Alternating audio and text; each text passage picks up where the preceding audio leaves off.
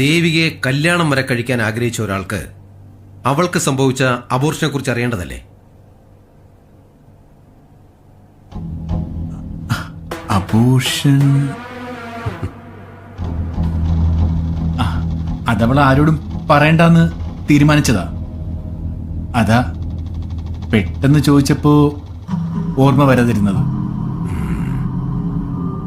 പിന്നെ ഇതൊന്നും അവൾക്കത്ര പ്രശ്നമൊന്നുമല്ല.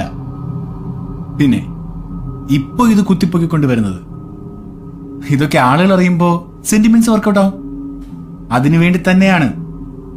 അവള് നല്ല നടിയാണ്, ക്യാമറയ്ക്ക് മുന്നിലും ജീവിതത്തിലും.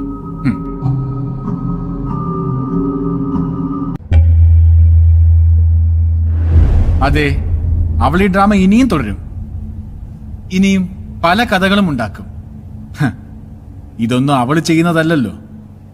അവള് കഴിക്കുന്നതും നടക്കുന്നതും ജീവിക്കുന്നതും ഫുള്ള് ഡ്രഗ്സിന്റെ പുറത്താ.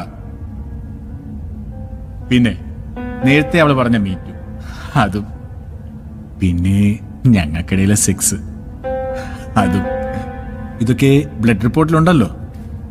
ഈ പറഞ്ഞ ബ്ലഡ് റിപ്പോർട്ടിൽ സഡേഷന്റെ കണ്ടന്റ് കൂടിയുണ്ട്. അവളുടേതൊരു ഫ്രീ ലൈഫ് സ്റ്റൈലാണ്.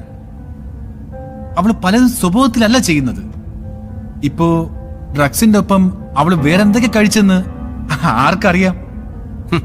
എത്രയൊക്കെ ഒരു പെൺകുട്ടി ഫ്രീ ആയിട്ട് പെരുമാറിയെന്ന് പറഞ്ഞാലും ഇനി അഥവാ പെരുമാറിയാൽ തന്നെ നരേഷേ, അതൊക്കെ റേപ്പ് ചെയ്യാനുള്ള ലൈസൻസ് ആണ്. അപ്പോ റേപ്പ് അല്ലാത്ത ഒന്നിനെ റേപ്പ് ആക്കാം അല്ലേ?